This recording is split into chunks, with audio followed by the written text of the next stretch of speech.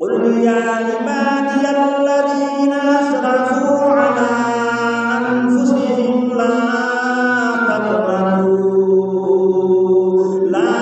تقنطوا من رحمة الله إن الله يغفر الذنوب جميعا إنه هو الغفور الرحيم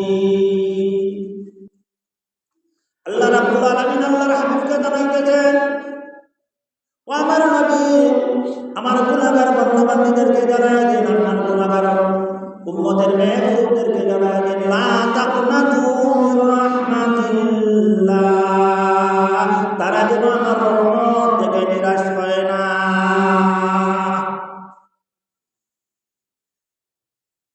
24 ঘন্টা আল্লাহর রহমতের দরজা খোলা বান্দাবান্দির জন্য খোলা।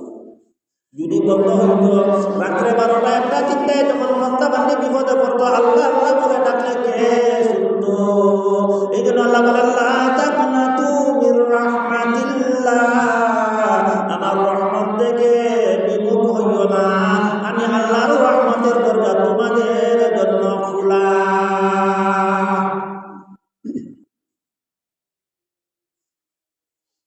নামাজের ফায়দা যেটা বিজ্ঞানের দৃষ্টি দেখলেন ব্যায়াম সারে আর নমাজি ব্যক্তিদের কিন্তু 5টা পুরস্কার। কি পুরস্কার? নামাজি ব্যক্তির নামাজ যদি সহি হইয়া যায় দুনিয়ার জীবনে তার যত ঝামেলা আছে যত পেরেশানি আছে আল্লাহ রাব্বুল আলামিন সব কিছু মুক্ত করে দেবেন। মৌতের সময় সফরাতের সময় সহজভাবে তার মৌত হবে।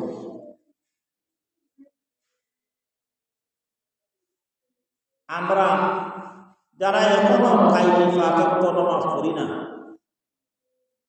আমি আপনাদের মেহমান, আপনারাও মুসলমান, আমিও মুসলমান, কবর আমার সামনে, আমি কবরের যাত্রী। হয়তো আজ না হয় কাল, কাল না হয় করুক, কালকে তো হাজির হয়ে যাবে, আমি যাইতে হবে। যাইতে হলে আমি কি নিয়ে যাইব?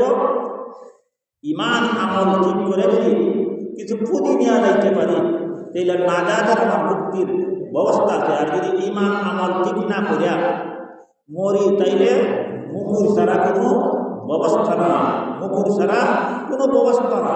অপরদিকে মসজিদে যদি আমি আইসা নামাজ পড়ি পরে যদি পয়সা পয়সা নামাজ পড়ে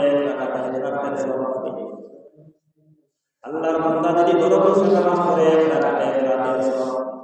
আল্লাহর বান্দা যদি মসজিদে আইসা জামাতের সাথে নামাজ পড়ে আল্লাহর কোন বান্দা বান্দি যদি খানায় খাবায় নামাজ পড়ে 1 রাকাতে 500 রাকাতের সওয়াব, আল্লাহর কোন বান্দা বান্দি যদি মদিনায় নামাজ পড়ে 1 রাকাতে 1000 রাকাতের সওয়াব। এটা বড় বেশি পাইলাম কত? মসজিদ আইলে কত? 1/7 আমরা এখানেই থাকি, যে হালতে থাকি জামাতের সাথে নামাজ পড়ার চেষ্টা করব আর বেশি বেশি আল্লাহর জিকির করতে গিয়ে বললাম বেশি বেশি আল্লাহর জিকির করতাম। আর জিকিরের মাধ্যমে আপনার আমার কলব পরিষ্কার হয়ে যাবে। কলব যদি পরিষ্কার হয়ে যায়, কলবের ময়লা যদি দূর হইয়া যায়, আমি আল্লাহর কোরআনে করতে আমার কাছে মনে লাগবে। কেন? কলব যদি আমার পরিষ্কার হয়, পুরা যদি আমার অন্তর থেকে পরিষ্কার হয়, তাইলে আমার নামাজ পড়তে মজা লাগবে, তসবিহ করতে মজা লাগবে, কোরআন তেলাওয়াত করতে মজা লাগবে, গিরাজগার করতে মজা লাগবে, রমজানের রোজা রাখতে আমার কাছে ভালো লাগবে। আর আমার কলব যদি অপরিষ্কার বা পবিত্র থাকে তাইলে আমার আল্লাহর গোলামি ভালো লাগবে না। আল্লাহ পাক যেন আপনাদেরকে আমাদেরকে দৈনন্দিন 5 ওয়াক্ত জামাতের সাথে নামাজ পড়ার তৌফিক দান করে। আমিন।